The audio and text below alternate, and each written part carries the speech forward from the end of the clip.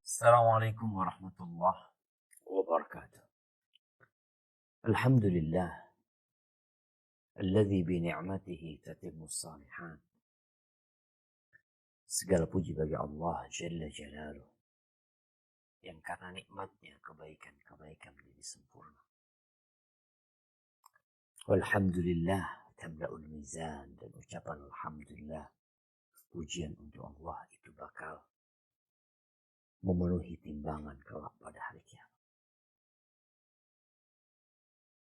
Rasulullah sallallahu alaihi wasallam setelah hidup yang penuh dengan perjuangan selama 13 tahun di kota Madinah. Kemudian beliau hijrah 13 tahun di kota Makkah Al-Mukarramah. Kemudian beliau hijrah ke kota Madinah. Perjuangan itu tidak berhenti. Dan di akhir hayatnya, di saat Allah Azza wa Jalla telah memberikan kemenangan kepada umat Islam, Rasulullah SAW tidak berhenti untuk bersyukur kepada Allah Azza wa Jalla, memuji. Beliau sholat sampai bengkak kaki. Dan ketika beliau ditanya tentang sikap beliau, padahal dosa beliau yang lalu dan akan datang sudah diampuni, beliau mengatakan, afala akuna abdan syakur. Apa enggak pantas aku menjadi hamba yang bersyukur kepada Allah Azza wa Jalla? Subhanallah syabab. Semoga Allah menjadikan kita hamba-hamba yang pandai bersyukur atas nikmat yang Allah berikan. Allahumma salli wa sallim ala abdika wa rasulika sayyidina wa maulana Muhammadin wa ala alihi wa ashabi ajma'in, amma ba'd. Kembali kita belajar. Dan kita harus terus belajar. Mulai umur berapa kita belajar? Dan kapan kita berhenti belajar? Talabul ilmi minal mahdi ilal lahad. Menuntut ilmu itu dari buayan sampai ke liang lahat. Hari ini mungkin banyak orang yang sibuk mencari sesuatu, berburu sesuatu yang boleh jadi kelak pada hari kiamat akan menjadi penyesalan.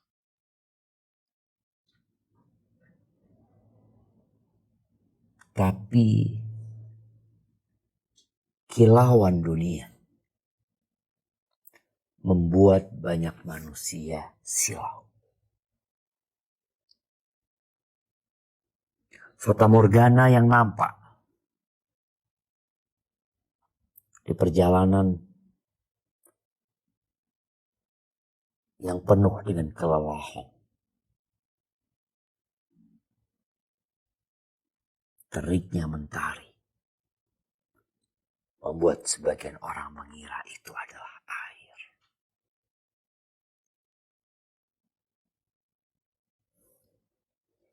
Allah turunkan Al-Quran sebagai kitab yang membimbing, memandu, mengarahkan jalan yang sebenarnya harus kita lalui. Tapi banyak orang mengabaikan Al-Quran. Wa qala ar-rasul, ya Rabbi, inna qawmi ittakhadhu hadzal Qur'ana mahjura. Rasulullah SAW mengatakan, wahai Rabbku, sesungguhnya kaumku menjadikan Quran ini sesuatu yang mereka abaikan, yang mereka tinggalkan. Hari ini kita masih menyempatkan diri untuk mengkaji tentang Rasulullah Sallallahu Alaihi Wasallam yang diutus sebagai rahmatan lil alamin, agar kita dapat meniti jalan beliau. Karena pintu surga tidak akan dibuka kecuali tatkala beliau datang dan mengetuk pintu surga itu. Pada pembahasan sebelumnya kita telah mengetahui bagaimana perang Badar, perang yang tidak seimbang secara jumlah, secara kekuatan, secara persiapan dan perlengkapan. Tapi ternyata Allah memenangkan umat Islam. Kam min fi'atin qalilatin ghalabat fi'atan katsiratan. Biiznillah. Berapa banyak kelompok yang sedikit yang dapat mengalahkan kelompok yang besar dengan izin Allah Azza wa Jalla. Kita akan mengkaji tentang kegiatan militer, aktivitas militer yang terjadi antara perang Badar dan perang Uhud. Karena perang terbesar setelah perang Badar yang diarungi oleh umat Islam adalah perang Uhud. Nah, kita akan mengkaji hal ini. Silakan dibaca.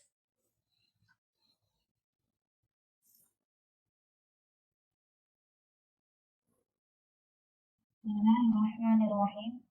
Sirah Nabawiyah, sejarah hidup Nabi Muhammad Sallallahu Alaihi Wasallam, dari kitab Ar-Rahiqul Maktum, karya Syekh Safiyur Rahman Al-Mubarakfuri.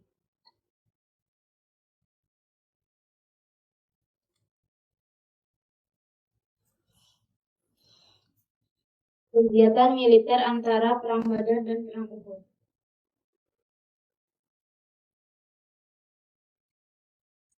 Perang Badar merupakan bentrokan persenjataan yang pertama kali antara muslimin dan kaum musyrikin. Ini merupakan peperangan yang sangat menentukan dengan kemenangan mutlak di pihak kaum muslimin yang bisa disaksikan seluruh bangsa Arab. Sementara itu, pihak orang-orang musyrik yang diunggulkan dalam peperangan ini justru harus menelan pil pahit dan kerugian yang besar.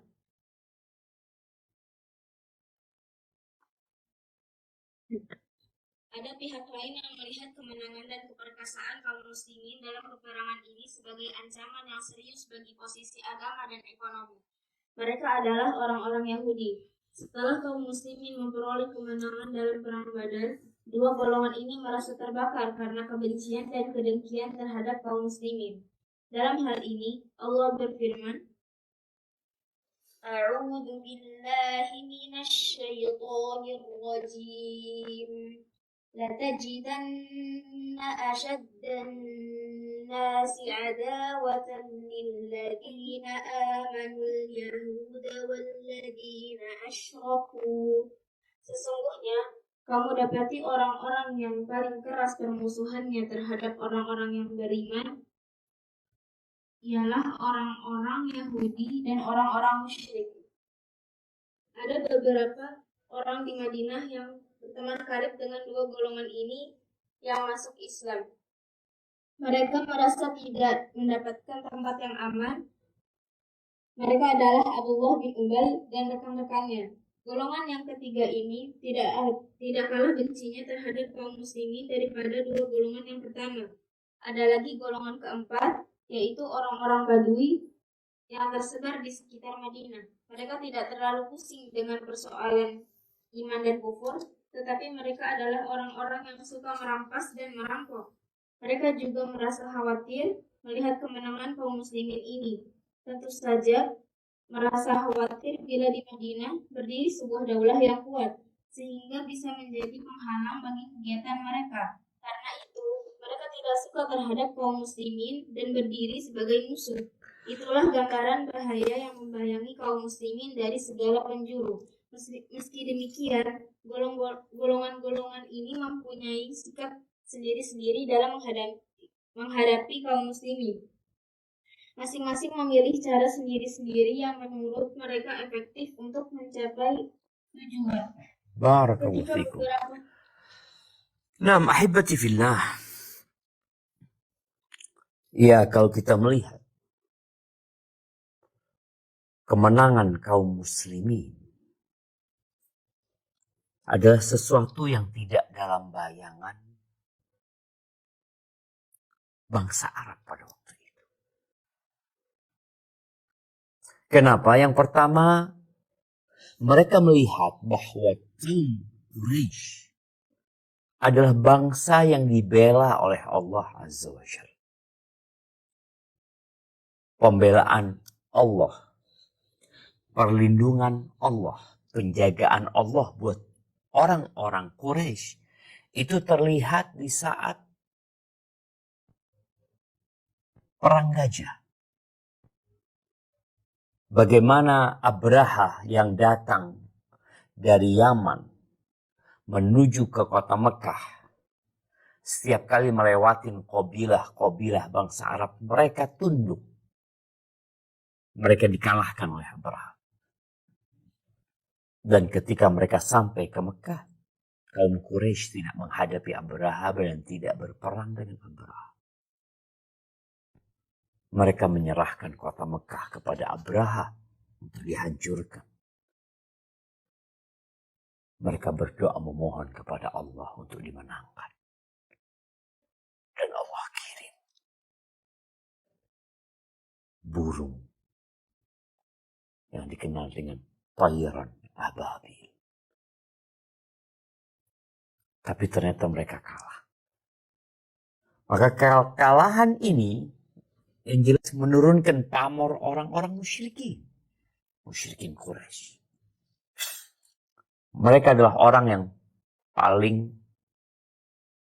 sakit hati. Kemudian disebutkan ada barisan kedua yang juga sakit hati. Khawatir kemenangan kaum muslimin akan berdampak kepada eksistensi mereka. Siapa mereka? Disebutkan mereka adalah orang-orang Yahudi yang tinggal bersama Nabi SAW di kota Madinah.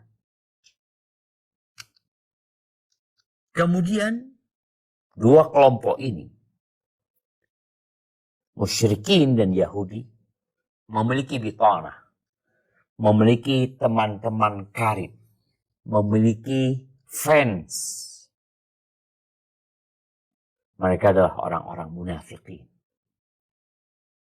yang mereka masuk Islam secara zahir, tapi hati kebanyakan mereka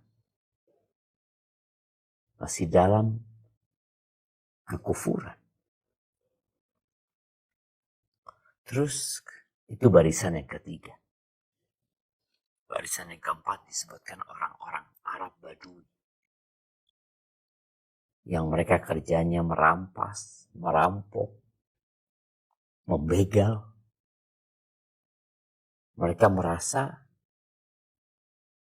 gak aman.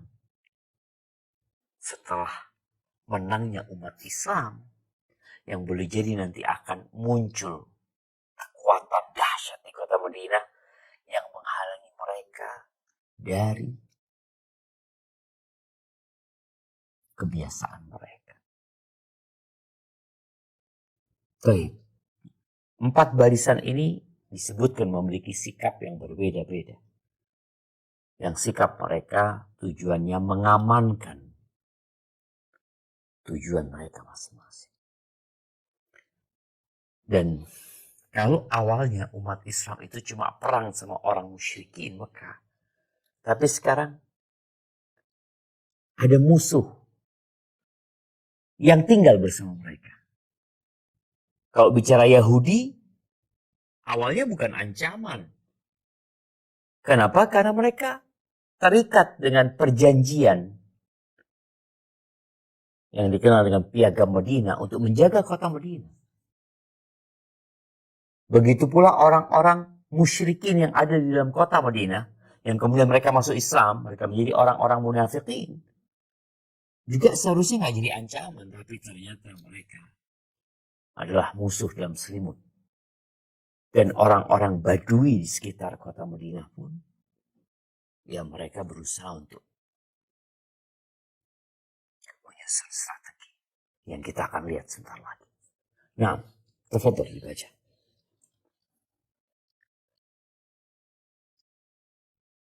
Ketika beberapa kekuatan di sekitar Madinah baru menampakkan tanda-tanda perlawanan terhadap Islam dengan cara memata-matai, hal ini berbeda dengan segolongan orang-orang Yahudi. Mereka justru telah berani mengumumkan perang dan memperlihatkan kedengkian serta kebenciannya. Sementara itu, kekuatan di Mekah sudah mengisyaratkan ancaman dan mengumumkan untuk melakukan serangan balasan besar-besaran.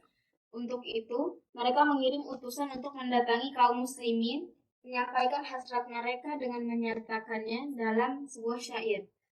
Kelak akan datang hari yang indah dan mengesankan. Setelah itu telingaku selalu mendengar ratapan tangisan. Inilah langkah awal yang menuntun mereka ke peperangan yang dahsyat tak jauh dari Madinah, yang dikenal dalam sejarah sebagai Perang Uhud. Perang ini kemudian menimbulkan pengaruh kurang menyedapkan bagi ketenaran dan kehebatan kaum muslimin. Barakallahu fikum. Ya. Tadi disebutkan sikap yang diambil oleh 4 barisan ini berbeda-beda. Kalau yang Badui di sekitar kota Madinah, itu mereka melakukan mata-mata, mereka melihat, mereka menunggu. Yahudi enggak. Yahudi benar-benar sakit hati dengan kemenangan umat Islam, sehingga mereka ingin unjuk gigi.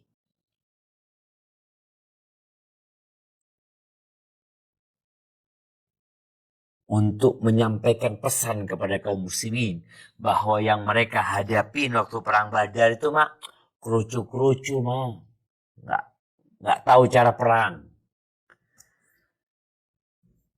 Dan Yahudi di kota Madinah ada beberapa kabilah.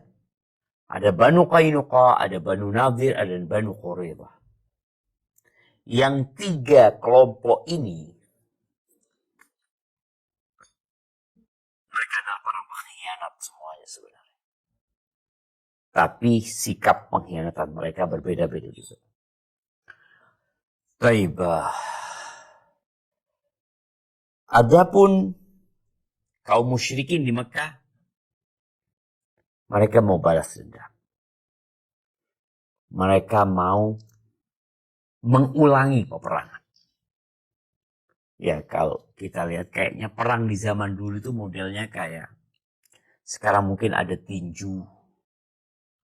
Kalah, mereka ngajukan kapan bisa rematch ya, untuk bertemu ulang. Untuk menunjukkan bahwa dulu kita kalah karena kita belum punya persiapan. Mungkin kita bisa tanding ulang. Dan itu yang dilakukan oleh orang-orang musyrikin. Dan kita akan melihat bagaimana umat Islam mengalami kekalahan di perang Uhud. Kekalahan yang menyisakan luka yang mendalam di hati Rasulullah SAW dan kaum muslimin. Nah, baik, kita lanjutkan.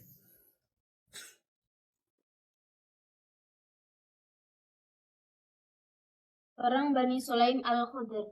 Informasi yang pertama kali masuk kepada Rasulullah Shallallahu Alaihi Wasallam setelah perang Badar adalah bahwa Bani Sulaim yang termasuk kabilah Watafan menghimpun kekuatannya untuk menyerang Madinah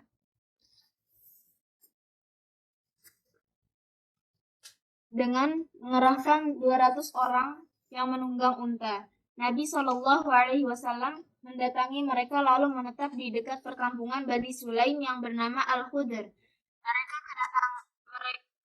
Melihat kedatangan beliau, mereka pun lari tunggang-langgang, meninggalkan 500 unta yang kemudian dikuasai kaum muslim. Kemudian, beliau membaginya setelah mengambil seperlimanya, sehingga setiap orang mendapat bagian 2 ekor unta. Mereka juga menawan seorang pemuda yang bernama Yasar, namun kemudian dia dibebaskan. Setelah menetap di sana selama 3 hari, Nabi Shallallahu Alaihi Wasallam kembali lagi ke Madinah. Peperangan ini terjadi pada bulan Syawal 2 Hijriah. Selang 7 hari sepulang dari Badar, beliau mengangkat Siba bin Arfawah sebagai wakil beliau di Madinah. Namun, menurut pendapat lain, wakil beliau adalah Ibnu Umi Maktum. Barakallahu fikum. Menghadapi ancaman-ancaman ini, Rasulullah Sallallahu Alaihi Wasallam menyusun strategi. Ternyata yang pertama beliau lakukan adalah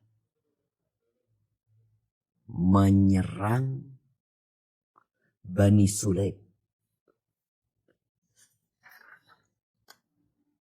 di tempat yang namanya Al-Qudr. Kenapa? Karena ternyata mereka telah mengumpulkan pasukan untuk menyerang kota Madinah. Qabilah ini yang awalnya tadi melihat, menunggu. Ternyata mereka secara diam-diam telah mengumpulkan pasukan untuk menyerang kota Madinah. Rasulullah SAW tidak menunggu mereka. Beliau malah yang menyerang mereka dengan tiba-tiba. Pasukan yang dibawa Nabi SAW hanya 200 orang. Namanya mereka sedang lalai. Akhirnya mereka meninggalkan kampung halaman mereka. Dan disebutkan Rasulullah SAW mendapatkan harta rampasan perang dengan jumlah cukup banyak, 500 ekor unta. Kapan kejadian ini? Selang 7 hari setelah kembalinya Nabi SAW dari perang Badar. Kenapa beliau tidak menunggu waktu yang lama? Karena Bani Sulaim kalau dibiarkan kekuatan mereka semakin besar untuk menghimpun kabilah-kabilah dari Ghatafan yang berada di sekitar kota Madinah, dan itu akan membahayakan kota Madinah. Maka ancaman yang pertama ini telah dihilangkan. Baiklah. Kita lanjutkan.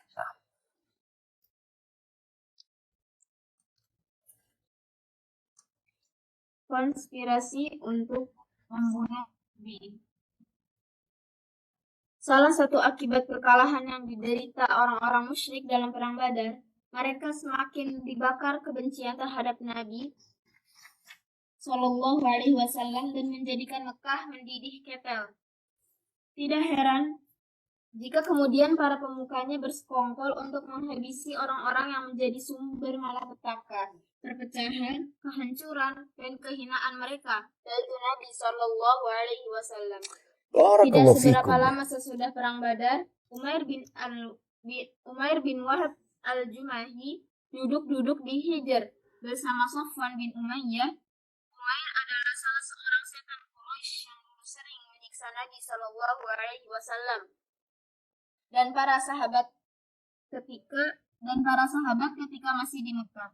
Anaknya Wahab bin Umair menjadi tawanan perang Badar. Saat duduk itulah Umair menyebut orang-orang yang menjadi korban di perang Badar dan mereka yang dimasukkan ke dalam sumur. Barakallahu berkata fikum. menghibur, demi Allah, Jemaah rahmatullah. Kalau bicara konspirasi untuk membunuh Nabi alaihissalam, ini terjadi sebelum Nabi hijrah. Kita semua tahu bagaimana orang-orang Quraisy berkumpul di depan rumah Rasulullah SAW untuk membunuh Nabi alaihissalam. Tapi Allah selamatkan Rasulullah SAW.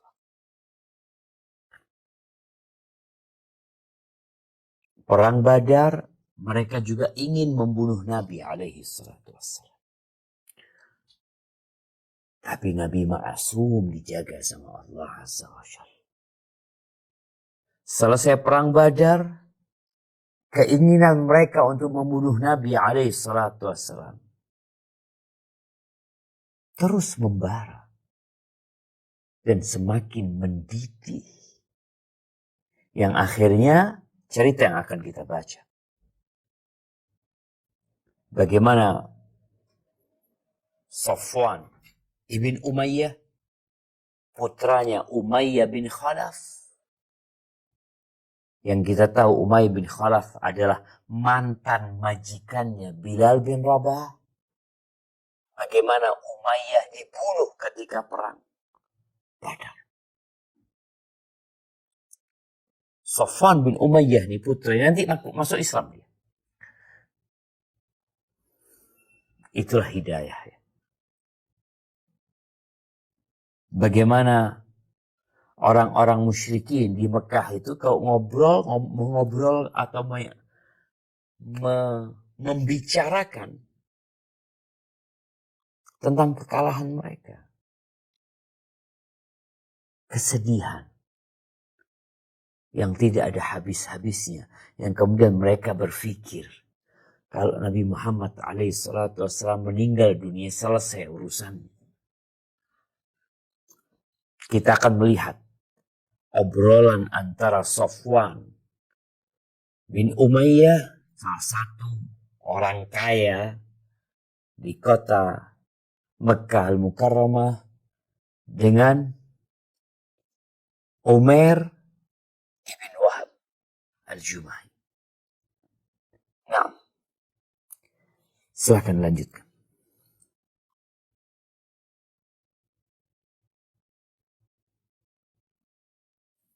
Safwan berkata menghibur, demi Allah, pasti akan datang kehidupan yang baik setelah kematian mereka. Nah, afwan, ini ada kesalahan terjemahannya. Bismillah. Ini Safwan berkata, demi Allah pasti akan datang kehidupan yang baik setelah kematian mereka. Anak akan bacakan bahasa Arabnya. Wallah inna fil aishi ba'dahum khair.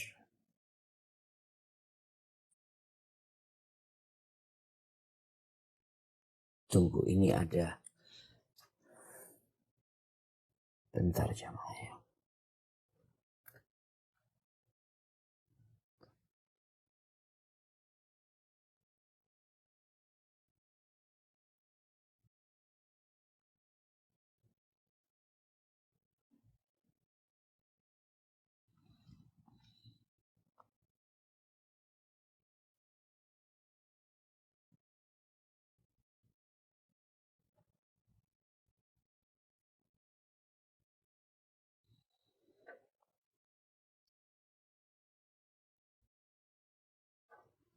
Nah, jadi memang sepertinya di bahasa Arabnya juga ada salah ketik mungkin ya. Demi Allah pasti akan datang kebaikan, kehidupan yang baik setelah kematian mereka. Sepertinya yang lebih tepat tuh, demi Allah tidak ada kehidupan. Tidak ada kehidupan yang baik setelah kematian mereka. Ma fil aish ba'dahum min khair. Ya, wallahi ma fil aish ba'dahum min khair. Baik, lanjutkan.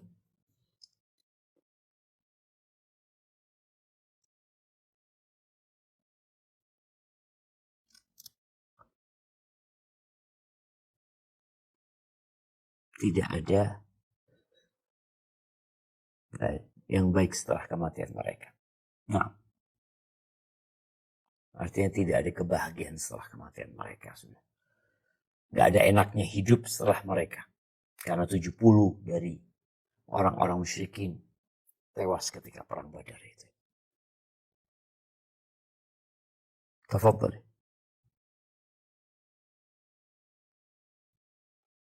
Safwan berkata menghibur, demi Allah, tidak ada kehidupan yang baik setelah kematian mereka.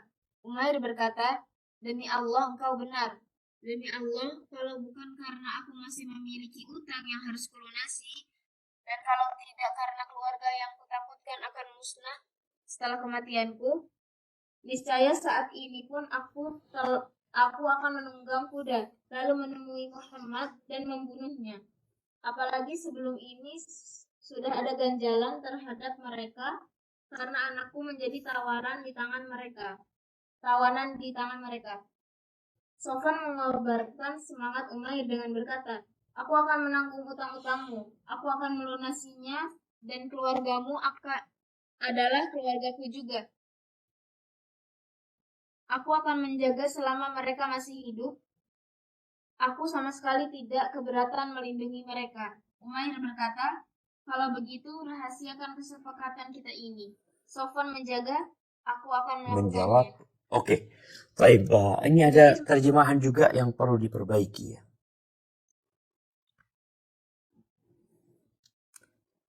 Ucapan Umair ibn Wahab, dia mengatakan, dan kau tidak karena keluarga yang kutakutkan akan musnah setelah kematianku, maksudnya akan terlantar setelah kematianku, niscaya saat ini aku pun akan menunggang kuda.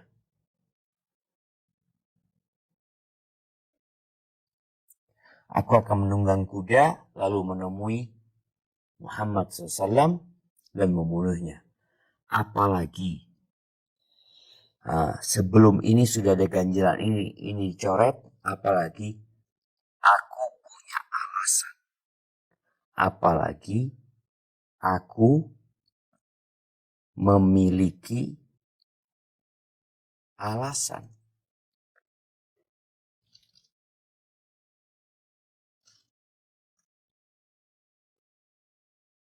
Terhadap mereka.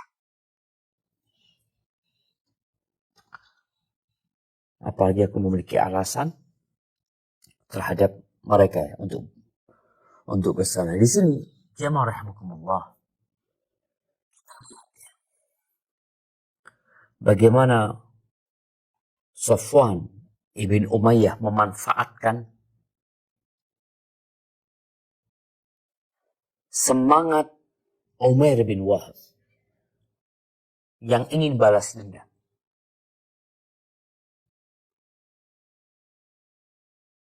Umair, dia menyebutkan aku punya utang dan aku nggak punya uang untuk melunasi.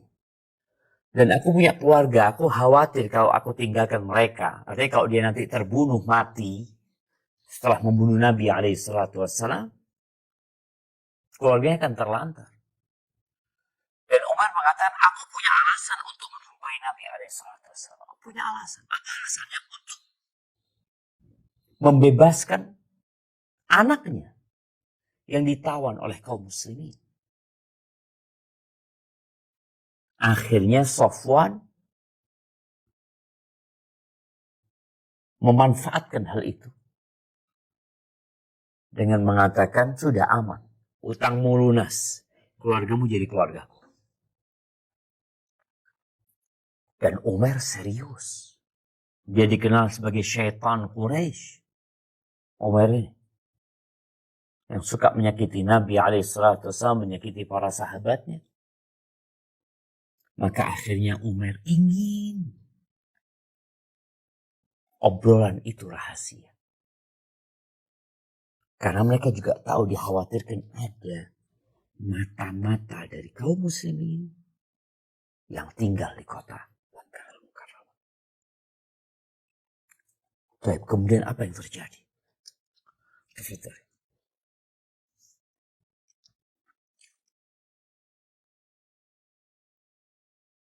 Umair meminta pedangnya lalu mengasahnya hingga tajam dan mengkilap.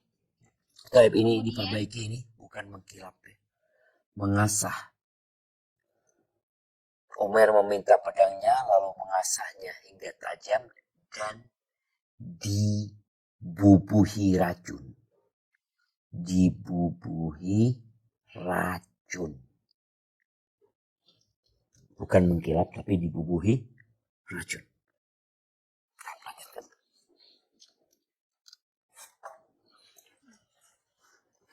Umair meminta pedangnya lalu mengasahnya hingga tajam dan dibubuhi racun. Kemudian dia berangkat hingga tiba di Madinah. Umar bin Al-Khattab yang waktu itu sedang membicarakan kemuliaan dan yang dikaruniakan Allah di perang Badar bersama beberapa orang muslim, melihat kehadirannya di ambang pintu masjid sambil menderungkan untanya. Umar berkata, anjing musuh Allah ini adalah Umair yang datang hanya dengan niat jahat. Umar segera menemui Nabi Shallallahu Alaihi Wasallam dan mengabarkan kepada beliau, wahai Nabi Allah, itu ada musuh Allah, Umair. Ia datang sambil menyandang pedangnya. Suruh dia masuk ke sini, sabda beliau. Umar berkata kepada beberapa orang Ansor, masuklah ke rumah Rasulullah Shallallahu Alaihi Wasallam. Duduklah di dekat beliau dan waspadailah orang yang buruk itu. Bisa jadi dia menyerang beliau karena beliau tidak aman dari gangguannya. Ketika Umair sudah masuk dan beliau melihat kehadirannya, Umar memegang tali pedang Umair di lehernya. Beliau bersabda, biarkan saja wahai Umar. Umair mendekat ke arah beliau dan berkata, selamat untuk kalian pada pagi ini. Nabi Shallallahu Alaihi Wasallam bersabda, Allah telah memuliakan kami dengan ucapan selamat yang lebih baik daripada ucapan selamatmu, wahai Umair, yaitu ucapan selamat para penghuni surga. Lalu beliau bertanya, apa maksud kedatanganmu, wahai Umair? Umair menjawab, aku datang untuk urusan tawanan di tangan kalian. Berbuat baiklah terhadap dirinya. Lalu untuk apa pedang di lehermu itu? Tanya beliau. Ia berkata, semoga Allah memburukan pedang-pedang yang ada. Apakah pedang-pedang itu masih berguna bagi kami? Jujurlah kepadaku, apa maksud kedatanganmu? Tanya Rasulullah Shallallahu Alaihi Wasallam. Aku datang hanya untuk itu, jawab Umair. Beliau bersabda, bukankah engkau pernah duduk-duduk bersama Sofwan bin Umayyah di Hijr?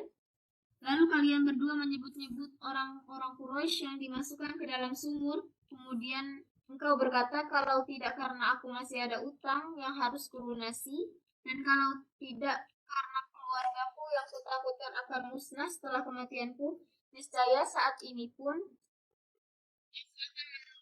menunggang kuda akan kutemui Muhammad dan kubunuh dia.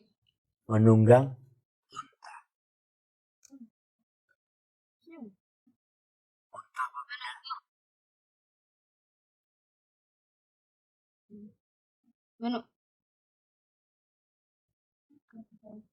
Saya saat ini pun aku akan menunggang unta. Akan kutemui Muhammad dan kubunuh dia. Saya, bukankah Sofwan telah menanggung utang-utangmu dan keluargamu agar engkau mau membunuhku demi Allah? Mustahil engkau akan bisa melaksanakannya. Umair pun berkata, aku bersaksi bahwa memang engkau adalah Rasulullah. Wahai Rasulullah, dulu kami selalu mendustakan kabar dari langit dan wahyu yang turun kepadamu, yang engkau sampaikan kepada kami. Padahal yang tahu masalah ini hanya aku dan Sofwan. Demi Allah, kini aku benar-benar tahu bahwa apa yang datang kepadamu adalah dari Allah. Segala puji bagi Allah yang telah menunjukkan diriku kepada Islam dan menuntun diriku ke jalan ini. Setelah itu Umair mengucapkan syahadat dengan sebenarnya. Beliau bersabda, ajarkanlah masalah agama kepada saudara kalian ini, bacakanlah Al-Quran dan bebaskan anaknya. Barakallahu fikum. Kita lihat jemaah. Umair datang untuk membunuh Nabi alaihi salatu wassalam. Dan kita tahu ya, hati manusia di tangan Allah.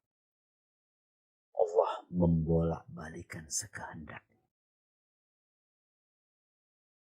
Kita nih yang saat ini muslim.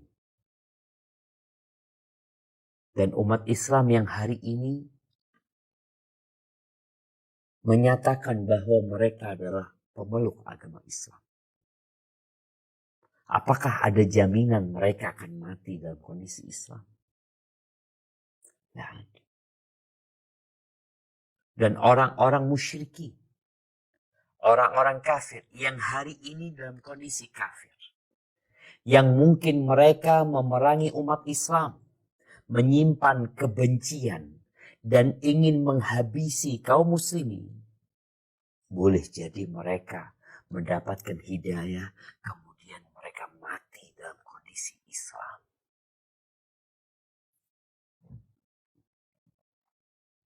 Umar ini setannya orang-orang Quraisy. Dan dia datang untuk membunuh Nabi alaihi salatu wassalam. Pedang yang dia bawa beracun. Dan dia hanya bersandiwara di hadapan Nabi alaihi salatu wassalam. Ketika terjadi obrolan. Sampai akhirnya Nabi alaihi salatu wassalam menjelaskan kenapa dia datang. Omongan antara Umair dan Safwan itu direkam. Ma yalfidhu min qawlin illa ladaihi raqibun atid. Tidak ada yang keluar dari ucapan apapun melainkan di situ ada malaikat raqib yang mengawasi atid dan yang mencatat. Umar benar-benar heran.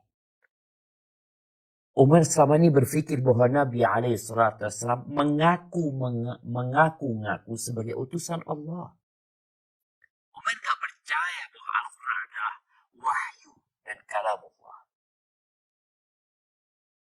Sampai akhirnya dia sendiri mengalami sebuah kejadian yang dia menyebutkan gak ada yang tahu. Aku cuma sama Safwan waktu itu.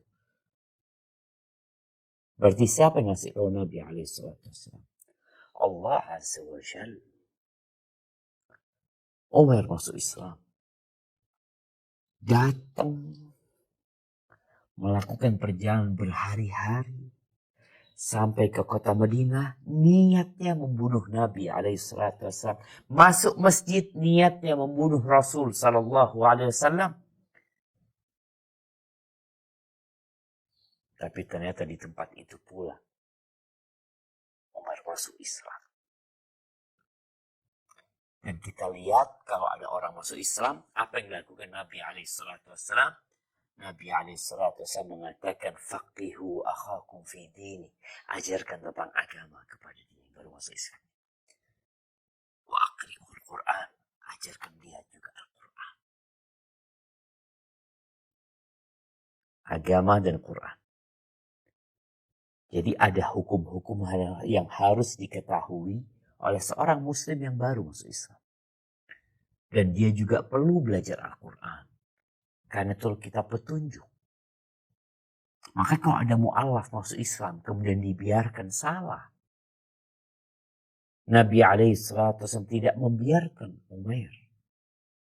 Menyuruh para sahabatnya untuk ngajarin Umair urusan agama ini. Apa yang perlu dia ketahui, mengajarkan kepada Al-Quran.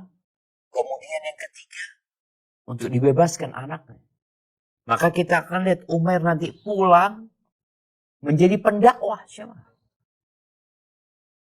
Gak lama di kota Madinah.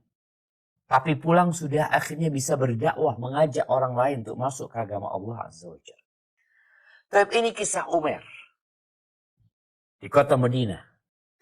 Bagaimana dengan kisah Safwan bin Umayyah yang ada di kota Mekah? Yang dia telah memberikan jaminan kepada Umar untuk melunasi hutang-hutangnya dan menanggung keluarganya. Apakah dia mendengar cerita masuk Islamnya Umar? Kita akan ketahui. Tafadhalillah.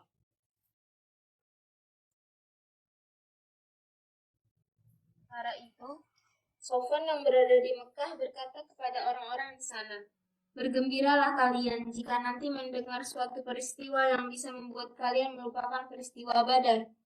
Dia pun terus bertanya-tanya kepada setiap orang yang datang dari bepergian, hingga akhirnya ada seorang yang mengabarkan tentang keislaman Umair. Maka Sofwan bersumpah untuk tidak berbicara sama sekali dengan Umair dan tidak mau memberinya bantuan apapun.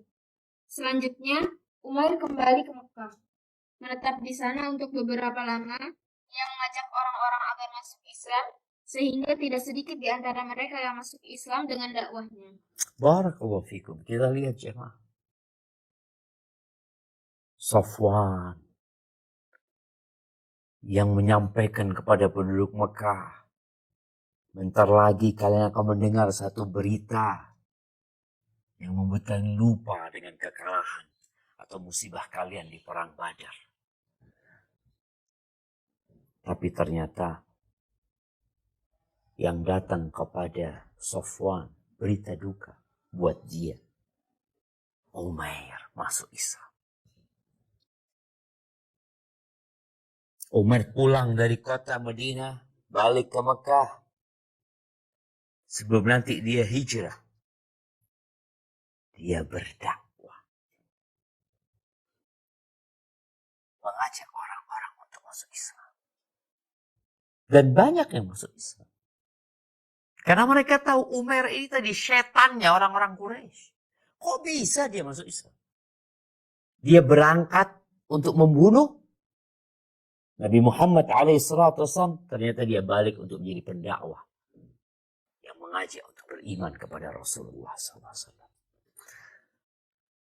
Baik, ini usaha orang-orang musyrikin untuk membunuh Nabi alaihissalam. Tadi kita bicarakan ada 4 barisan sakit hati.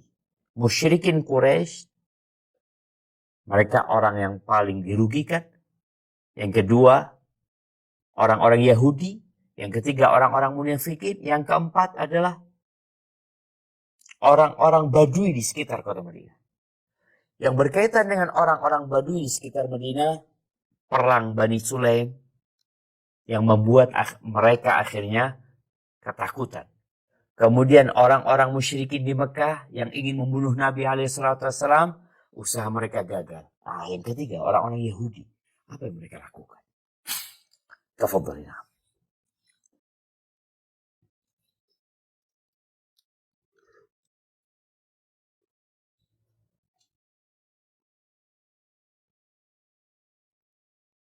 Perang Bani Qainuqa.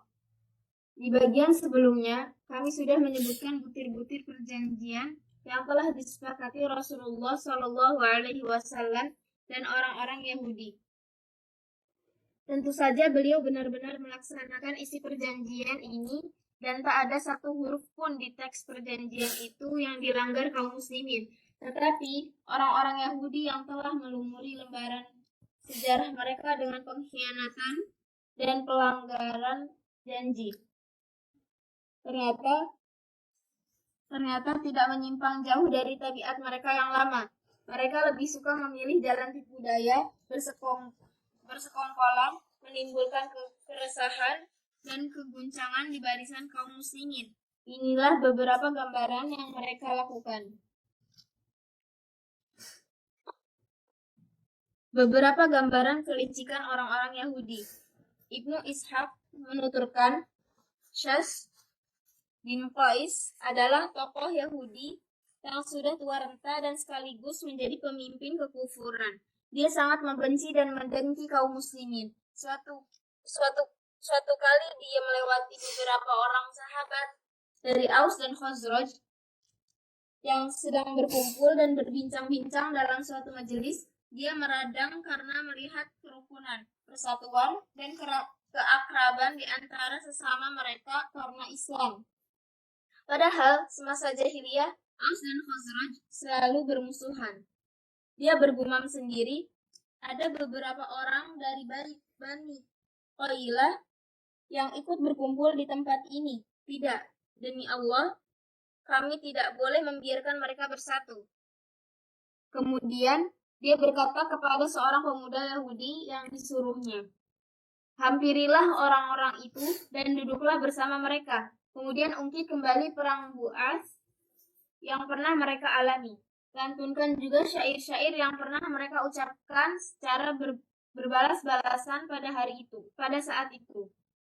Pemuda itu menuruti saja apa yang diperintahkan Syaz. Akibatnya mereka saling berdebat dan saling membanggakan diri. Hingga ada dua orang yang melompat bangkit dan adu mulut dengan sengit. Salah seorang di antara keduanya berkata kepada yang lain, jika kalian menghendaki, saat ini juga kami akan menghidupkan kembali akar peperangan di antara kita. Kedua belah pihak, Aus dan Khazraj, ikut terpancing. Lalu masing-masing mengambil senjatanya dan hampir saja terjadi adu fisik.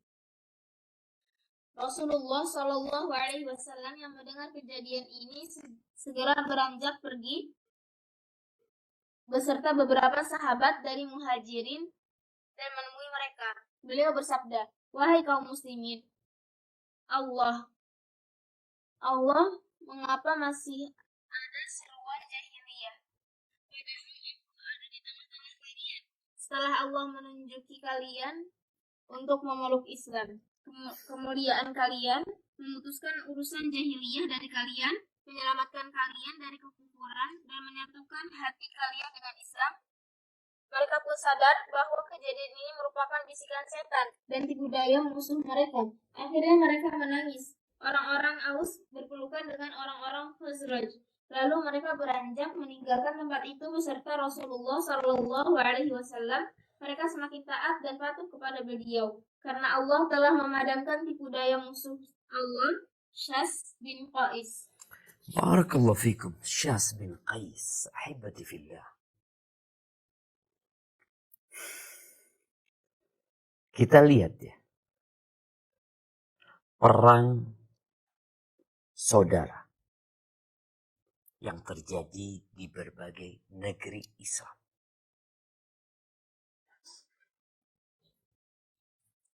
Tidak lain adalah usaha dari syaitan dan para pengikut syaitan untuk memecah belah umat Islam.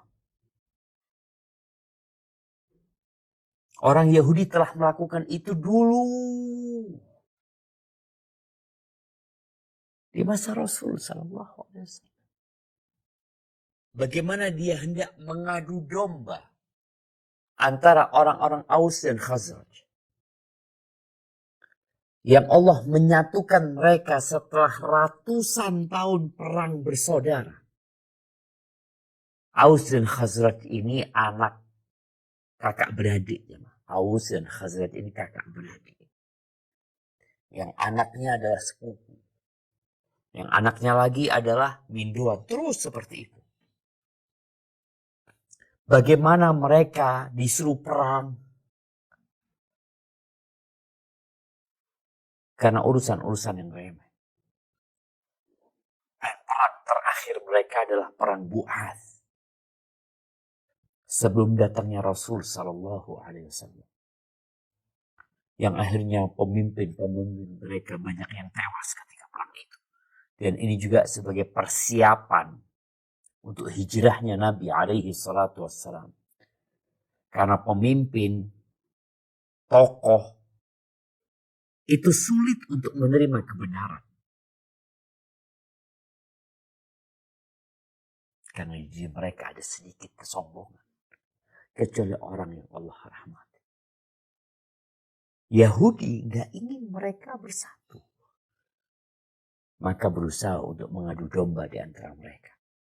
Kita pun umat Islam harus ambil pelajaran. Jangan mau diadu domba. Ya, kita tahu umat Islam memang berpecah belah menjadi 73 golongan.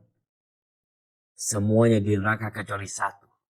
Tapi ketahuilah bahwa mereka adalah umat Islam. Tetap kitabnya sama. Kiblatnya sama. Mereka adalah bersaudara. Innamal mu'minuna ikhwah. Bukan berarti kemungkaran yang terjadi dibiarkan. Penyimpangan yang dilakukan diabaikan. Tetap kita amar ma'ruf nahi mungkar.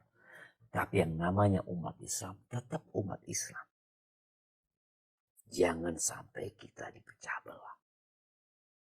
Kewajiban kita untuk mengajak umat Islam bersatu. Allah Azza wa Jalla mengatakan wa'tasimu bihablillahi jami'an wa la tafarraqu. Hendaklah kalian berpegang teguh dengan tali Allah semuanya, jangan berpecah belah. Tapi Allah selamatkan umat Islam sehingga mereka yang sudah siap-siap untuk perang, sudah janjian untuk ketemuan perang, mereka terselamatkan. Pulang saling mencintai dan mengasihi. Allah Azza wa Jalla mengatakan, "Lau anfaqta ma fil ardi jami'an ma allafta baina qulubihim, walakin Allah allafa bainahum." Kalau engkau menginfakkan semua harta yang ada di muka bumi, engkau gak akan bisa membuat mereka saling mencintai, saling mengasihi, bersatu padu, gak akan bisa. Terus Allah yang membuat mereka saling mencintai dan mengasihi. Allah yang membuat mereka bersatu. Maka kalau ingin bersatu umat Islam, tidak ada cara lain kecuali kembali kepada Allah. Nah, saya akan lanjutkan.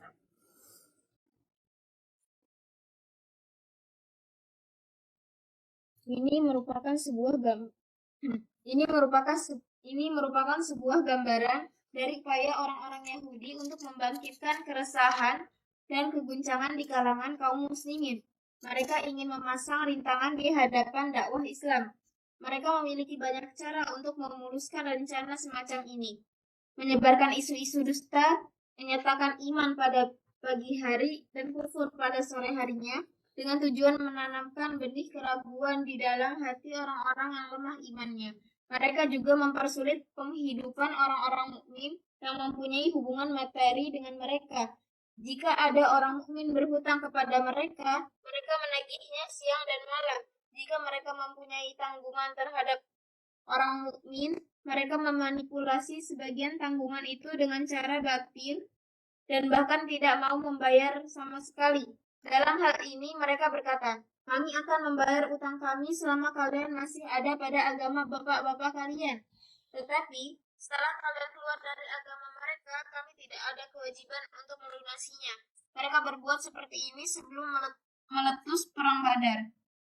Sekalipun sudah dikukuhkan perjanjian dengan Rasulullah Shallallahu Alaihi Wasallam, beliau dan para sahabat selalu bersabar menghadapi semua itu, karena mereka mempunyai komitmen untuk menjaga keamanan dan perdamaian di wilayah Madinah. Barakallahu fikum. Jadi Banu Qainuqa, ya, dan Yahudi-Yahudi yang lainnya sebenarnya, mereka mulai merusak stabilitas keamanan yang ada di kota Madinah. Sikap mereka sudah gak enak. Ya gara-gara perang Badar tadi. Mereka menunjukkan ketidaksukaan mereka. Supaya kita tahu jemaah, kalau bicara toleransi, umat Islam adalah umat yang mengajarkan toleransi dengan baik dan benar. Orang-orang Yahudi tinggal di kota Madinah bersama umat Islam. Umat Islam nggak boleh ngambil hartanya orang-orang Yahudi. Kecuali dengan keridhaan dari mereka. Kalau ada umat Islam yang punya utang sama orang Yahudi, wajib ditunaikan. Wajib dilunasi. Walaupun beda agama. Kenapa? Karena mereka adalah orang-orang kafir yang dijamin keamanan mereka. Tapi ternyata Yahudi enggak. Kalau ada umat Islam yang punya utang sama mereka, ditagih siang malam. Kalau mereka punya utang, mereka nggak mau bayar.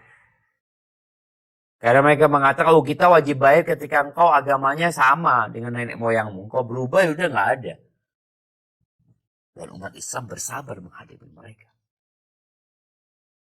Namun pada akhirnya, ya, mereka melanggar perjanjian. Selangkah demi selangkah, setahap demi setahap, akhirnya mereka menyimpang dari apa yang sudah ditetapkan secara bersama. Ada MU yang dibuat, mereka langgar sendiri. Baik. Tafadhal.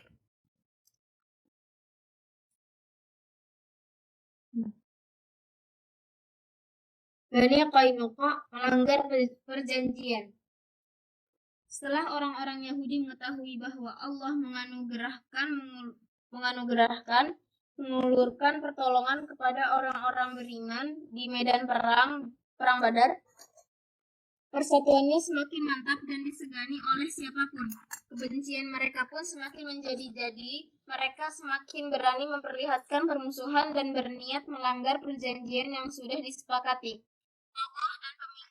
Tokoh dan pemimpin mereka yang paling menonjol serta paling jahat adalah Ka'ab bin al-Ashraf. Dari 3 golongan mereka, golongan yang paling jahat adalah Yahudi Bani Qainuqa. Mereka menetap di dalam Madinah sebagai perajin perhiasan, pandai besi, pembuat berbagai perkakas, dan bejana. Setelah pekerjaan tersebut, mereka memiliki banyak tenaga yang ahli dalam bidang pembuatan peralatan perang. Selain itu, mereka juga mempunyai 700 prajurit perang karena merasa paling pemberani di antara orang-orang Yahudi. Mereka menjadi pelopor pertama yang melanggar perjanjian dari kalangan Yahudi. Setelah Allah memberikan kemenangan kepada kaum muslimin di Badar, justru kelaliman Yahudi Bani Qainuqa semakin menjadi-jadi. Mereka semakin berani dan lancang, mengolok-olok, mengejek, dan mengganggu kaum muslimin yang datang ke pasar mereka. Bahkan mereka juga mengganggu wanita-wanita muslimah karena tindakan yang kesewenang-wenangan mereka ini. Rasulullah Shallallahu Alaihi Wasallam mengumpulkan mereka, memberi nasihat, dan mengajak mereka kepada petunjuk. Memperingatkan agar mereka tidak mencari permusuhan dan tidak berbuat semau sendiri. Namun peringatan dan nasihat ini dianggap angin lalu. Barakallahu fikum. Kita lihat ya. Orang tuh kalau punya kekuatan, kalau punya jabatan, kalau punya harta, terkadang menjadi sombong. Dan itu yang terjadi dengan Banu Qainuqa. Bagaimana Banu Qainuqa yang mereka adalah orang-orang pengrajin besi dan perhiasan. Ya, mereka dengan mudah membuat persenjataan. Mereka juga punya prajurit yang pemberani-pemberani di kalangan Yahudi. Mereka termasuk para pemberani di kalangan Yahudi. Yang akhirnya mereka mulai menunjukkan sikap tidak baik. Apakah Nabi SAW kemudian langsung memerangi mereka? Supaya faham orang-orang yang mengajak kepada toleransi. Lihat bagaimana Rasulullah SAW hidup bersama orang Yahudi di kota Madinah. Bagaimana toleransi yang sebenarnya. Kita sebentar lagi akan masuk ke bulan Desember. Yang mulai ya suara-suara tentang toleransi diulangi. Seakan-akan umat Islam nggak pernah tahu toleransi kecuali di Indonesia.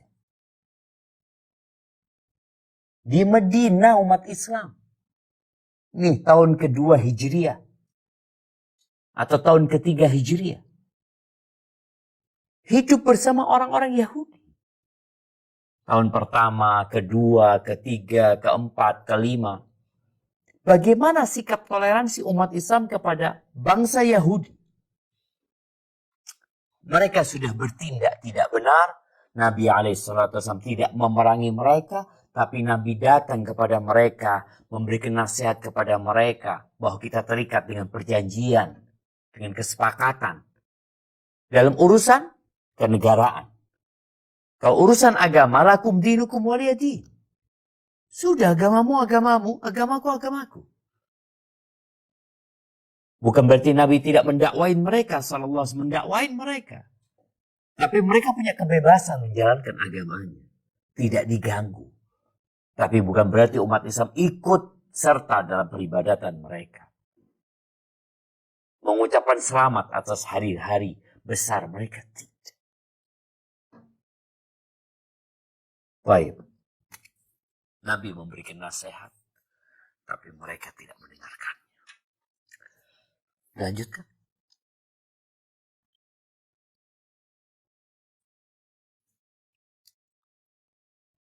Abu Daud dan lain-lainnya meriwayatkan dari Ibnu Abbas radhiyallahu anhu bahwa ia berkata setelah Rasulullah Shallallahu Alaihi Wasallam memperoleh kemenangan atas Quraisy pada perang Badar dan kembali ke Madinah, beliau mengumpulkan mereka di pasar Bani Qainuqa. Beliau bersabda, wahai semua orang-orang Yahudi, masuklah Islam sebelum kalian mengalami seperti yang dialami Quraisy. Mereka menjawab, wahai Muhammad, janganlah engkau terpedaya oleh dirimu sendiri hanya karena engkau telah berhasil membunuh beberapa orang Quraisy. Mereka adalah orang-orang bodoh yang tidak tahu cara berperang. Andaikan saja engkau berperang dengan kami, engkau akan tahu bahwa kamilah orangnya. Engkau belum pernah bertemu dengan orang-orang seperti kami. Berkenaan dengan kesombongan Yahudi ini, Allah menurunkan ayat, katakanlah kepada orang-orang yang kafir, kamu pasti akan dikalahkan di dunia ini dan akan digiring ke dalam neraka jahanam, dan itulah tempat yang seburuk-buruknya. Sesungguhnya telah ada tanda bagi kamu pada dua golongan yang telah bertempur, segolongan berperang di jalan Allah dan segolongan yang lain kafir yang dengan mata kepala melihat seakan-akan orang-orang muslimin dua kali jumlah mereka. Allah menguatkan dengan bantuannya siapa yang dikehendakinya. Sesungguhnya pada yang demikian itu terdapat pelajaran bagi orang-orang yang mempunyai mata hati. Quran Surat Al-Imran ayat 12-13. Jawaban Bani Qainuqa ini sudah jelas menggambarkan keinginan mereka untuk berperang. Namun Rasulullah Shallallahu Alaihi Wasallam mampu menahan kemarahan dan kaum muslimin pun bisa bersabar. Mereka menunggu apa yang bakal terjadi pada hari-hari berikutnya. Orang-orang Yahudi Bani Qainuqa semakin bertambah lancang dan berani. Mereka mulai membuat keresahan di Madinah. Mereka sengaja mempersempit penghidupan penduduk Madinah dan menutup pintu-pintunya. Ibnu Hisham meriwayatkan dari Abu Aun bahwa ada seorang wanita Arab yang datang ke pasar Bani Qainuqa dengan mengenakan jilbabnya. Dia duduk di dekat seorang pengrajin perhiasan. Tiba-tiba beberapa orang di antara mereka hendak menyingkap kerudung yang menutupi wajahnya. Diam-diam tanpa diketahui wanita muslimah itu, pengrajin perhiasan tersebut mengikat ujung bajunya sehingga ketika bangkit auratnya tersingkap. Mereka pun tertawa dibuatnya. Wanita muslimah itu spontan berteriak. Seorang laki-laki muslim yang berada di dekatnya melompat ke pengrajin perhiasan itu dan membunuhnya. Orang-orang Yahudi pun membalas dengan mengikat laki-laki muslim tersebut lalu membunuhnya. Hal ini membuat keluarga laki-laki muslim tersebut berteriak meminta tolong kepada kaum muslimin atas tindakan orang-orang Yahudi tersebut. Sehingga terjadilah tindak kekerasan antara mereka dan Bani Qainuqa. Barakallahu fikum. Naam. Ahibati fillah. Ini menjadi salah satu pemicu perang dengan Bani Qainuqa. Mereka sudah mempersulit umat Islam. Mereka membuat kekacauan. Dan kejadian terakhir, bagaimana mereka melakukan pelecehan terhadap seorang wanita muslimah. Yang akhirnya di situ adalah seorang muslim yang membunuh orang Yahudi itu. Lalu orang-orang Yahudi menyerang dia. Kalau dikatakan di terjemahannya orang-orang Yahudi membalas dengan mengikat. Tidak, bukan dengan mengikat, tapi dengan menyerang keras laki-laki muslim tersebut. Sehingga dia meninggal dunia, akhirnya terjadi kekacauan antara keluarga muslim ini dengan Banu Qainuqa. Baik, apa yang dilakukan Rasul SAW? Nabi sudah menyuruh sahabat bersabar. Dari ungkapan orang-orang Yahudi, Banu Qainuqa, terlihat mereka menantang perang. Mereka menantang perang. Padahal mereka terikat dengan janji. Tapi mereka bukan menjaga keamanan, malah mereka ingin menyulut api peperangan. Baik. Kemudian apa yang terjadi selanjutnya? Tafadhali.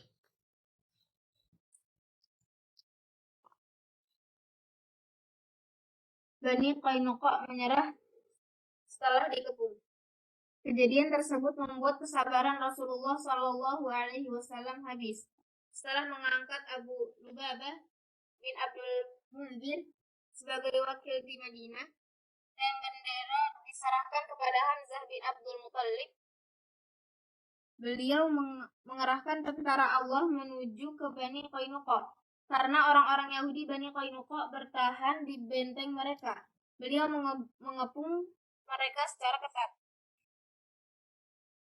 Saat itu, hari Sabtu, pada pertengahan Syawal 2 Hijriah, pengepungan terus berlangsung selama 15 hari, atau sampai muncul hilal di bulan Dzulqa'dah, sekitar 28 hari. Allah memasukkan rasa takut ke dalam hati orang-orang Yahudi itu. Begitulah jika Allah hendak menghinakan suatu kaum, yang diawali dengan memasukkan perasaan takut ke dalam hati mereka. Akhirnya mereka menyerah kepada keputusan Rasulullah Shallallahu Alaihi Wasallam untuk berbuat apapun terhadap diri, harta para wanita, dan keluarga mereka. Beliau memerintahkan untuk membunuh semua kaum laki-laki dan pasukan kaum muslimin siap melaksanakannya. Tiba-tiba Abdullah bin Ubay bin Salul bangkit memerankan sifat kemunafikannya. Dia mendesak agar beliau memaafkan orang-orang Yahudi tersebut dengan mengatakan, "Wahai Muhammad, berbuat baiklah kepada teman-temanku sebelumnya." Bani Qainuqa merupakan sekutu Khazraj. Rasulullah Shallallahu Alaihi Wasallam tidak menggubris ucapan Abdullah bin Ubay, sehingga ia pun mengulangi permohonannya. Beliau akhirnya menolaknya, tetapi Abdullah bin Ubay justru memasukkan tangannya ke saku besi beliau. Maka beliau bersabda kepadanya, "Lepaskan." Beliau marah kepadanya hingga wajah beliau terlihat merah. Beliau bersabda lagi, "Siapa kamu? Lepaskan." Tapi tokoh munafik ini tetap mendesak beliau sambil berkata, "Tidak, demi Allah, aku tidak akan melepaskanmu hingga engkau mau berbuat baik kepada teman-temanku. Mereka pernah menghalangiku untuk berperang melawan berbagai kaum dengan mengerahkan 400 orang tanpa mengenakan baju besi dan 300 orang yang mengenakan baju besi. Apakah justru engkau akan membantai mereka hanya dalam sesaat? Demi Allah, aku khawatir akan timbul bencana di kemudian hari." Akhirnya Rasulullah Shallallahu Alaihi Wasallam mau memperhatikan apa yang dikatakan oleh orang munafik yang memperlihatkan keislaman hanya sejak sebulan sebelumnya itu. Karena desakannya itu, beliau mau beliau mau bermurah hati kepada mereka.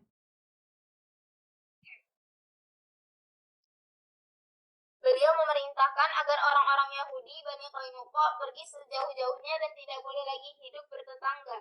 Akhirnya mereka pergi ke perbatasan Syam. Tidak berapa lama mereka berada di sana, kebanyakan dari mereka mati. Sementara itu, Rasulullah Shallallahu Alaihi Wasallam menahan harta benda mereka.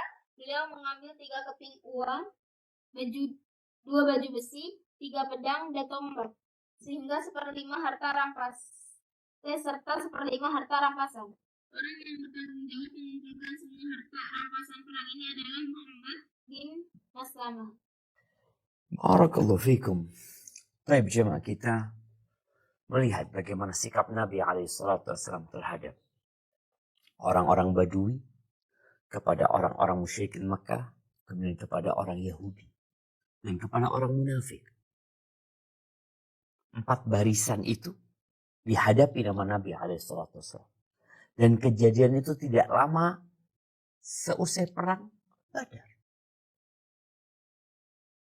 Dan bagaimana orang-orang Yahudi yang mereka teriak-teriak sebagai pemberani ketika diajak perang, mereka sembunyi di balik benteng-benteng yang akhirnya mereka menyapa. Maka di sini umat Islam harus menumbuhkan keimanan. Sekuat apapun musuhnya, sehebat apapun persenjataan mereka, ketika umat Islam kembali kepada Allah Azza wa Jalla, Allah akan menolong mereka. Allah mengatakan, "Iyan surkumullah fala ghaliba lakum." Kalau Allah menolong kalian, nggak ada yang bisa ngalahkan kalian. Wa iyakhdhulkum faman dzalladzi yansurukum min ba'di. Tapi kalau Allah membiarkan kalian tanpa pertolongan, kalian meminta tolong sama siapa? Kita lihat bagaimana sikap Nabi SAW terhadap Abdullah bin Ubay bin Salul, yang dia menampakkan keislaman. Akhirnya Nabi, ya udah. Itu orang-orang Yahudi Banu Qainuqa yang seharusnya dihukum dengan dibunuh, akhirnya dibebaskan. Tapi mereka tetap binasa karena perbuatan mereka. Ketika mereka harus meninggalkan kota Madinah dan pergi ke Adriat. Adriat salah satu negeri yang ada di Syam sana. Barakallahu fiik. Itu mungkin yang bisa kita kaji pada kali ini. Paling nggak kita tahu bagaimana Rasulullah SAW setelah Badar itu harus menghadapi orang-orang yang ingin menyerang kota Madinah, yang ingin menghadapi Nabi alaihi salatu wassalam, ingin membunuh Nabi alaihi salatu wassalam, dan Allah menyelamatkan Rasulnya dari makar mereka. Baik, ada waktu sedikit untuk tanya jawab. Ana kembalikan ke moderator. Jazakillah khair.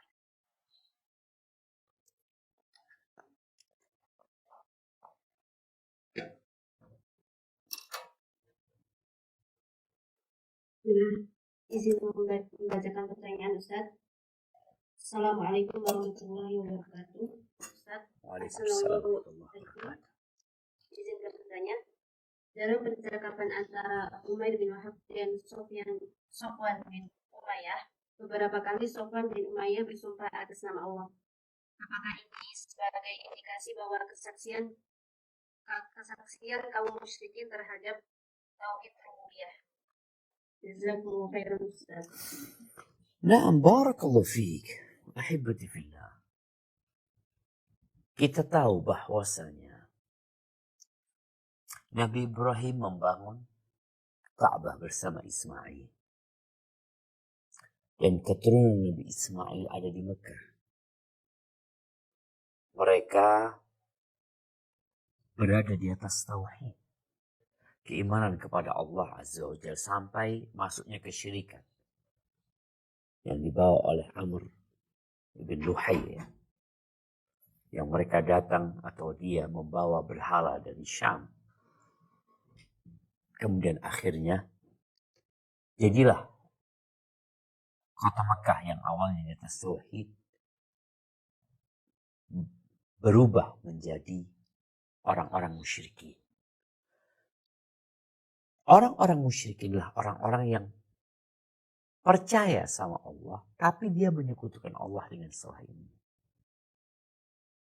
Kalau dikatakan apakah sumpahnya Umair bin Wahab menunjukkan bahwa mereka percaya bahwasanya Allah sebagai pencipta. Nah, Allah sebagai pencipta, Allah sebagai pemberi rizki. Makanya Ka'bah itu Baitullah, mereka tahu itu. Mereka melaksanakan umroh, mereka melaksanakan haji. Anak mereka dikasih nama Abdullah. Tapi mereka beribadah kepada Allah dan beribadah kepada selain Allah. Mereka beriman dengan rububiyatullah, tapi mereka menyekutukan Allah dalam peribadatan kepadanya. Hadza wallahu a'lam bissawab.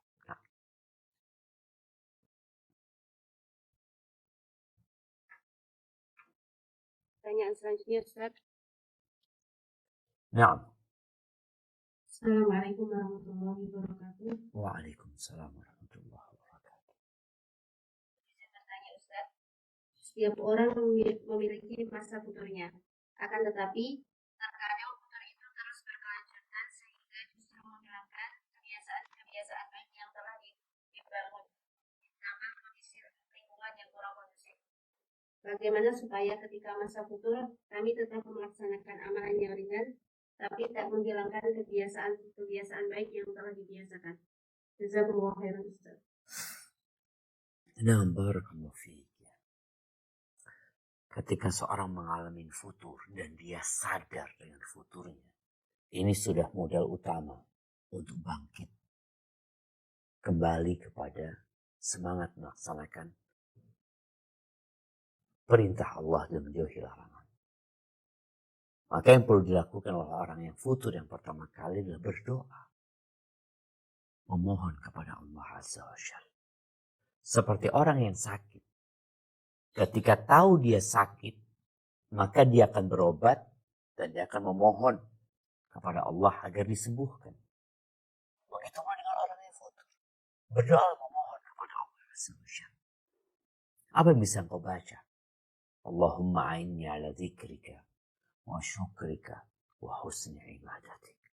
Baca la ilaha illa anta subhanak inni kuntu minadh dhalimin. Baca subhanallah walhamdulillah wa la ilaha illallah Allahu akbar wa la haula wa la quwwata illa billah. Baca istighfar. Ini adalah amalan-amalan ringan yang perlu dibaca. Kalau kemudian dikatakan dari lingkungan yang kurang mendukung dia untuk bangkit kembali, yang kau harus merubah, berganti lingkungan. Kita tuh kalau berada di lingkungan yang orang-orangnya membaca Al-Quran, umpamanya di antara sholat maghrib dan isya, kita akhirnya akan ikut dengan lingkungan itu. Tapi kalau engkau berada di lingkungan yang nggak sholat, sedangkan engkau sendiri sholat, tapi sedang futur, lingkungannya nggak mendukung, boleh jadi akhirnya ikut nggak sholat. Maka berdoalah dan hindari tempat-tempat yang tadi dapat merusakmu. Dan yang ketiga, di antara amal ringan yang bisa kau lakukan adalah baca Al-Quran. Satu ayat. Kau buka, baca satu ayat sama arti. Nanti kau ada waktu baca satu ayat lagi sama artinya. Semoga dengan itu hatimu yang melemah tadi, noktah-noktah yang melumuri hatimu, Allah bersihkan. Sehingga engkau bisa bangkit lagi, melaksanakan ibadah, untuk berkumpul dengan orang-orang yang berlomba-lomba menuju kepada Allah. Hadza wallahu a'lam bissawab.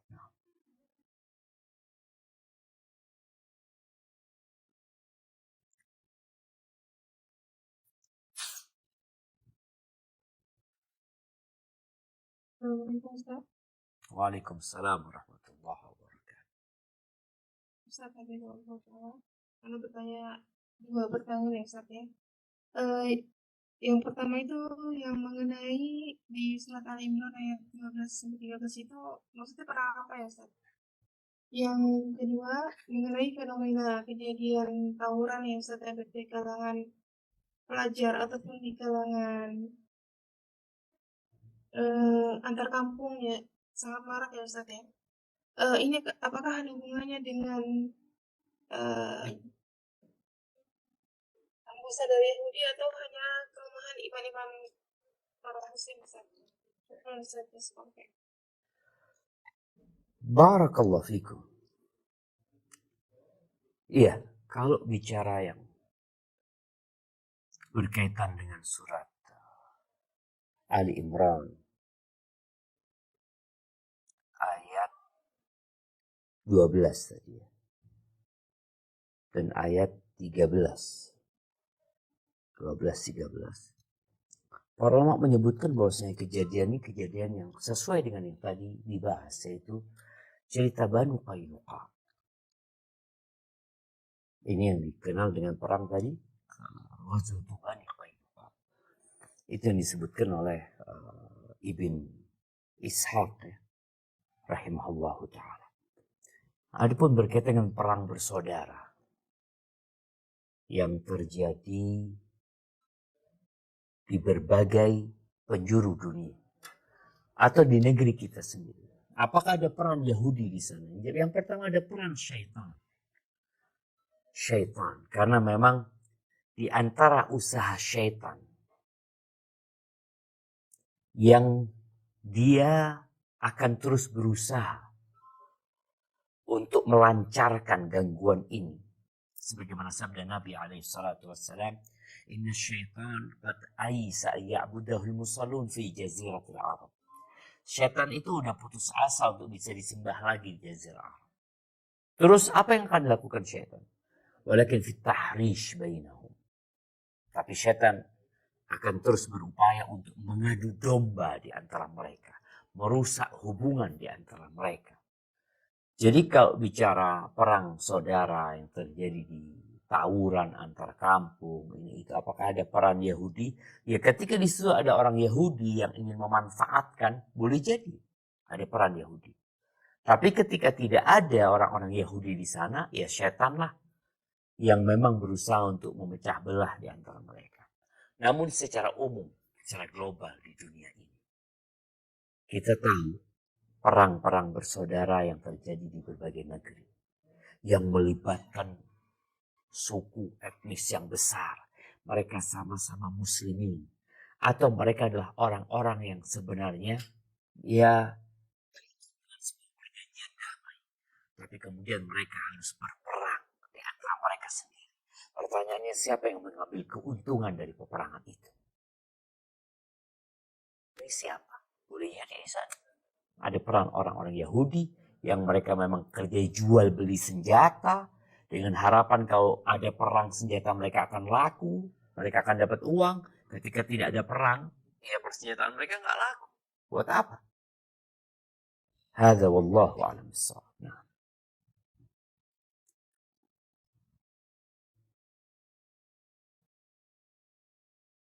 Yang selanjutnya Ustaz. Assalamualaikum warahmatullahi wabarakatuh. Waalaikumsalam. Semoga Allah selalu menjaga Ustadz dan keluarga dan seluruh kaum muslimin. Ustadz, izin bertanya. Di daerah saya ada kajian sunnah. Ustadznya membacakan kitab akidah. Tapi suatu kali Ustadznya berkata bahwa Ummul Mukminin Aisyah ditinggal wafat Rasulullah SAW dalam keadaan masih sangat muda. Tapi sampai meninggalnya tidak menikah lagi. Sayang sebenarnya, padahal para sahabat banyak yang mau menikahinya. Benarkah demikian Ustadz? Apakah Ustadz ini boleh diambil ilmunya? Jazakumullah khairan wa barakallahu fikum.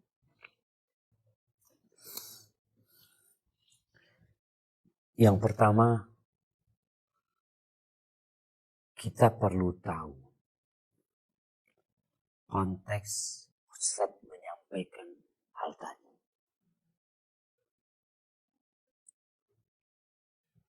Yang kedua, kita juga perlu tahu keilmuan Ustadz ini.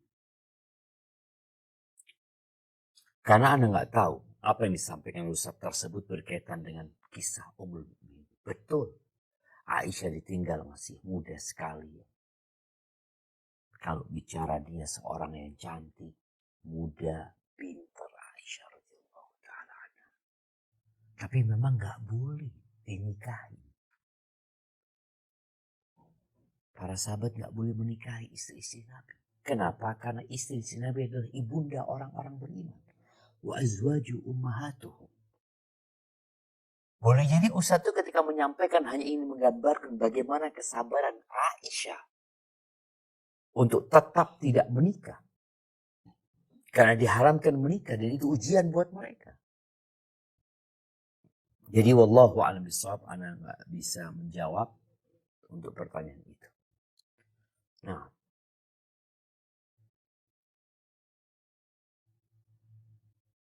Ustaz, pertanyaan selanjutnya.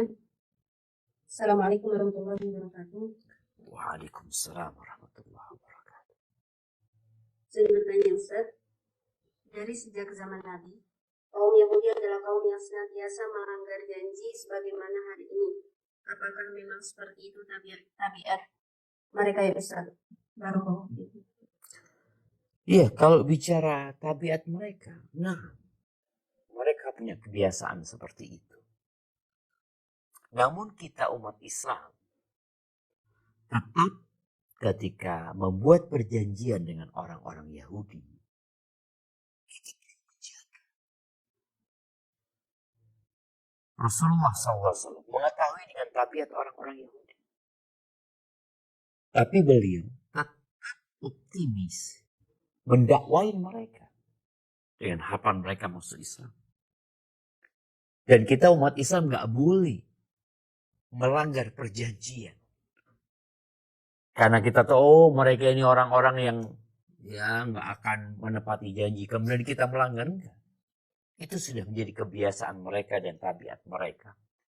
Kecuali orang-orang yang dirahmati Allah Azza wa Jalla di antara mereka. Dan biasanya akan masuk Islam dan meninggalkan tabiat yang lama dan kelompok mereka. Hadza wallahu a'lam bishawab. Mungkin kita menuju pertanyaan terakhir. Nah, tafadhal.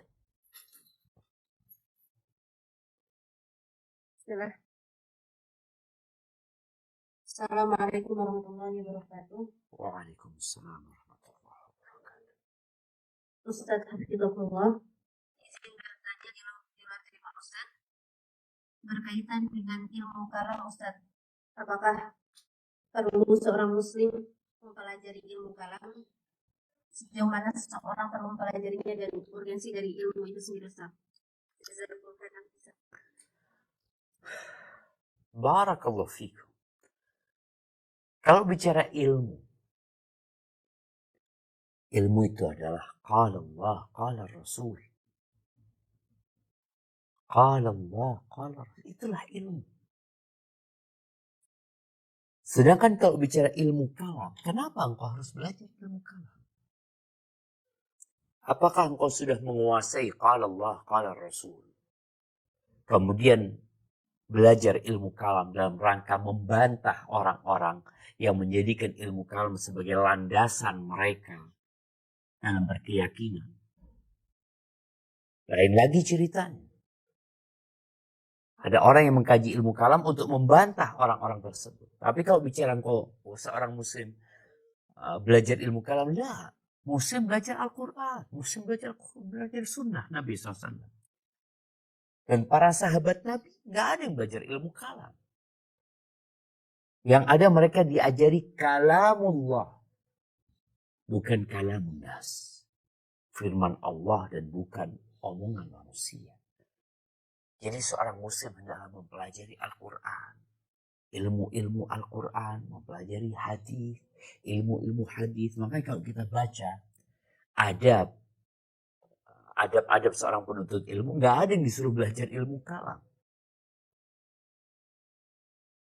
Jadi kalau kita melihat ada mungkin ulama yang pandai ilmu kalamnya, biasanya dalam rangka membantah orang-orang yang menjadikan ilmu kalam, orang-orang yang sudah tersesat, yang mereka berbangga diri dengan ilmu kalam mereka, menjadikan itu sebagai landasan keyakinan mereka. Akhirnya ketika butuh untuk membantah mereka, diperlukan nih.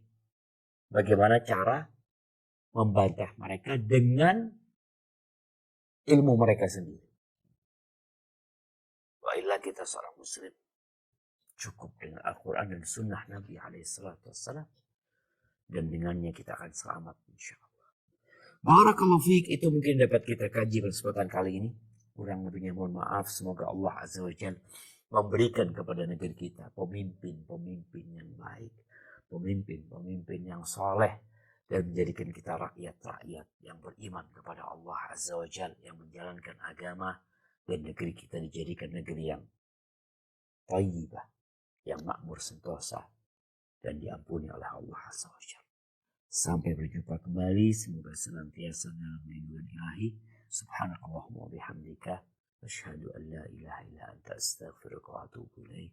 Wassalamualaikum warahmatullahi wabarakatuh.